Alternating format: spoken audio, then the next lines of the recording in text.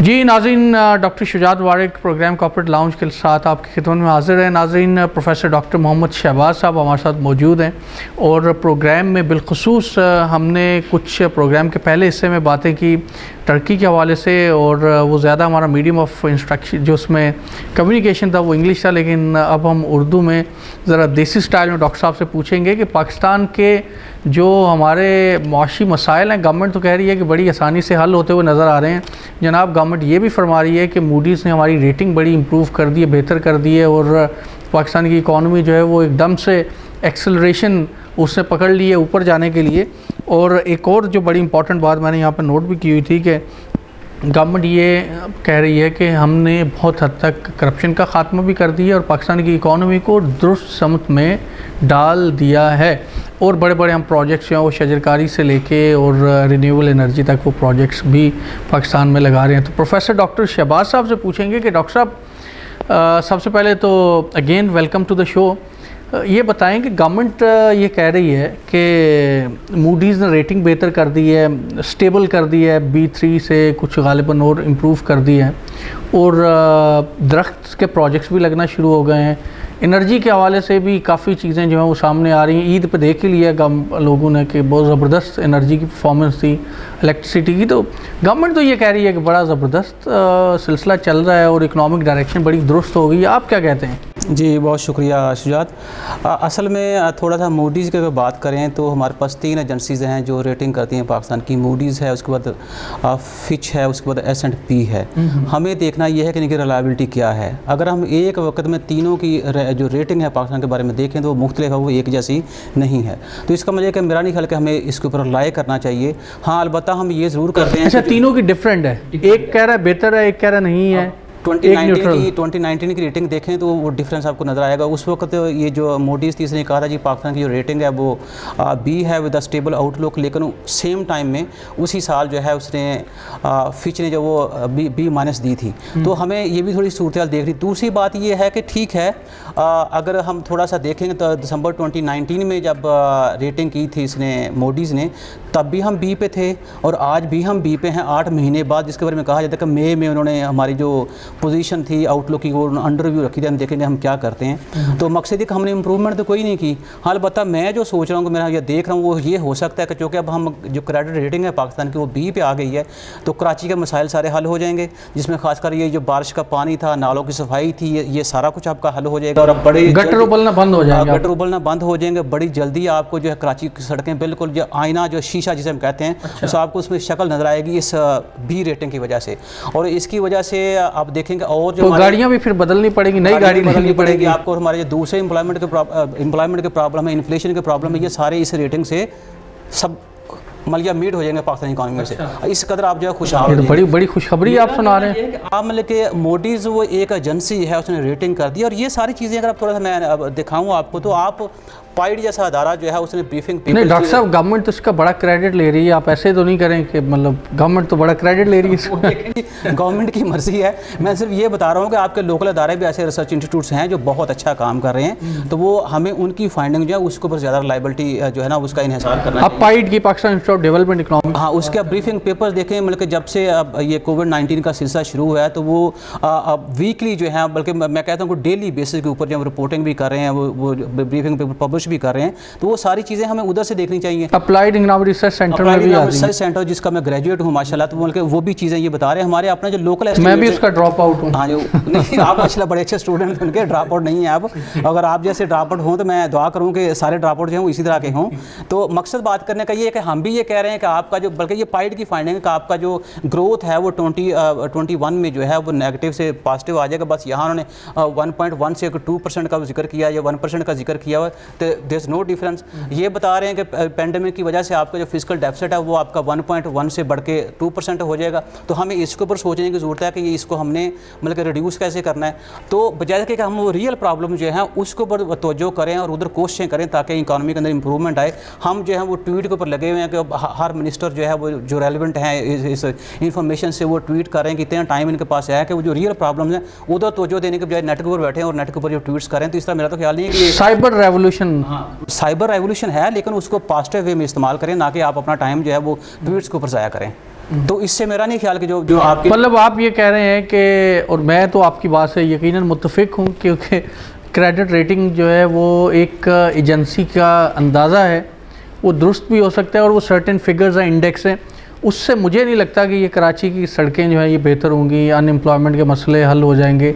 Doctor साहब आपने बड़ी एक पर्टिनेंट बात की है, लेकिन मैं आपसे ये पूछना चाहूँगा फिर हल इसका क्या है? क्योंकि जब भी नाजरीन बात करते हैं वो कहते हैं जी आपने निशानदेही तो कर दी, पाकिस्तान में हम बाहर से भी लोग लेके आ गए और बड़े पढ़े लिखे लोग लेके आ गए, क्योंकि यहाँ पे तो पढ़ा लिखा बंदा ही नहीं है। डॉक्टर साहब बाहर की डिग्री होल्डर जो लोग हैं वो हम लेके आते हैं, हार्वर्ड यूनिवर्सिटी के पढ़े हुए, प्रिंसटन के पढ़े हुए, और पाकिस्तान के मसाइल को हम हल करने की कोशिश करते हैं। तो इतने एक्सपर्ट लोग पाकिस्तान के मसाइल क्यों नहीं हल कर पाते? नहीं, पहले मेरी मैं क्वेश्चन कह सकता हूँ या इसको मेरा रिस्पांस अब समझ लें कि मुझे बताएं कि मसाइल हल करने की कोशिश हमने क्या की है। मतलब कि कराची के अंदर आज ये सूरत है, लेकिन तो बाहर से लोग पढ़े लिखे आ रहे हैं, मसला उनको फिर चाहिए कि वो बाहर के प्रोग्राम या ट्रीज की कॉपी करके पाकिस्तान के अंदर इंप्लीमेंट करें, तो वो मेरा ख्याल है कि उनके पास तो वो भी टाइम नहीं है। और दूसरी बात ये है कि आप प्रोग्राम की जड़ के ऊपर क्यों नहीं जाते, सॉरी मसले की जड़ के ऊपर क्यों नहीं जाते।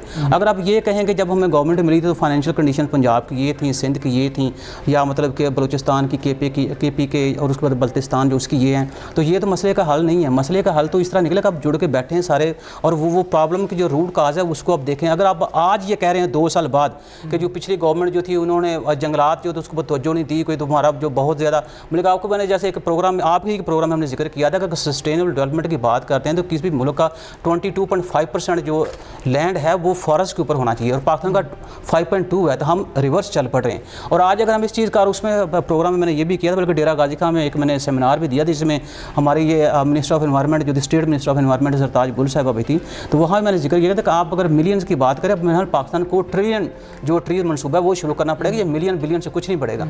और आप उस चीज़ का क्राइटेरिया हमने 3.5 लाख दरख्त लगा दिया। मैं ये कहता हूँ कि 22 करोड़ दरख्त एक दिन में क्यों नहीं लगा, वो हमें नेशनलिज्म जो है उसके ऊपर हमें तवज्जो देनी चाहिए। प्राइम मिनिस्टर साहब माशाल्लाह अच्छा वो कौम को खिताब करते हैं और अच्छी अच्छी बातें भी करते हैं, और वो उनको थोड़ा सा अगर हम इस तरह लें तो ये शायद बहुत सारी चीज़ों में प्राइम मिनिस्टर साहब को अंधेरे में भी रखा जाता है। हाँ, वो तो देखेंगे उनकी फिर टीम के ऊपर है, कोई टीम जो है वो क्वेश्चन। बहरहाल हम इस पॉलिटिकल बहस में तो नहीं जाते, लेकिन मैं एक तो जो मैं दोबारा अपने जो क्वेश्चन इसको दोहराऊंगा कि आप क्या समझते हैं कि क्या हल हो सकता है पाकिस्तान के मैक्रो इकोनॉमिक प्रॉब्लम्स का? 2-3 बड़े पॉइंट्स क्या होंगे आप? उसमें सबसे जो पहली बात है, अभी शजरकारी की बात करें, मेरा बड़ा पर्टिनेंट क्वेश्चन ये है कि ठीक है आपने वो अभी कल एक वीडियो वायरल हुआ है जो KPK में देखा है कि इधर गवर्नमेंट जो है वो दरख्त लगा के गए, लोगों ने जो है वो मतलब कि उखाड़ पिछाड़ दिए हैं, तो उसका मतलब ये हो कि आपने गो के वो कन्फ्लिक्टेड एरिया था, तो आप दोनों पार्टी जैसे उस्मान डार साहब उसके ऊपर वो ब्रीफिंग दे रहे थे कल प्रेस कॉन्फ्रेंस करके, कि वो एक पार्टी जो थी हमारे साथ ही, दूसरी पार्टी वो उसको उन्होंने बाद में आकर वो दरख्त जो उखाड़ दिए, तो आपका फ़र्ज़ बनता था कि आप दोनों पार्टी को इकट्ठा लेके आते, और उससे पहले फ़र्ज़ आपका ये था कि आप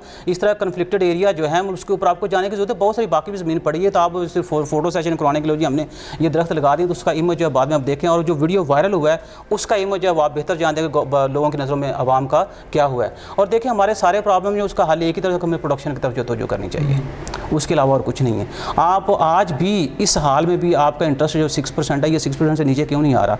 और इसमें जो ज़ाहिर सी बात स्टेट बैंक जो पाकिस्तान जो है उसको अपना रोल अदा करना चाहिए। और मैंने एक प्रोग्राम में यहाँ तक भी बात कही थी कि आप जापान को एग्जाम्पल बनाए, कैसे उन्होंने मॉनेटरी पॉलिसी को एज एन इकोनॉमिक टूल करके क्वांटिटेटिव ईजिंग के थ्रू उन्होंने मैक्रो इकोनॉमी को इम्प्रूव किया। आप क्या समझते हैं कि किस हद तक इंटरेस्ट रेट गवर्नमेंट को लेके जाना चाहिए, जो कि एक मतलब एक्सेप्टेबल लिमिट हो? गवर्नमेंट को भी आपको पता है उनकी भी मजबूरियाँ होती हैं, IMF का भी प्रेशर है, तो कहाँ तक अब 6% तक है डिस्काउंट रेट, क्या इससे भी कम करना चाहिए? बिल्कुल इससे भी कम करना चाहिए। मुझे बताएं कभी ये 6% इंटरेस्ट रेट आपने जो रखा है, इससे इन्वेस्टमेंट अपॉर्चुनिटीज कितनी बड़ी हैं पाकिस्तान के अंदर? लेकिन पहले 13.75%, 13% जो 7% जो था वो तो इन्फ्लेशन टारगेटिंग के लिए फार्मर जो थे उनके लिए था ना, को आप आए इन्वेस्टमेंट करें और इंटरेस्ट जो कमा के बाहर लेके चले जाएं, और उस 13.7% का आप अपने इन्फ्लेशन के ऊपर देंगे उसका उसके ऊपर क्या इफेक्ट हुआ है। मतलब बात जब मैं कर रहा हूँ प्रोडक्शन की, उसके अंदर कास्ट एफिशिएंसी की बात कर रहा हूँ, तो ये सारे मतलब के इनपुट्स हैं जिसकी वजह से आपकी कास्ट बढ़ रही है, और जाहिर सी बात इन्फ्लेशन भी आपको बढ़ रहा है। और पाकिस्तान इस वक्त जो मैं समझता हूँ कि दुनिया में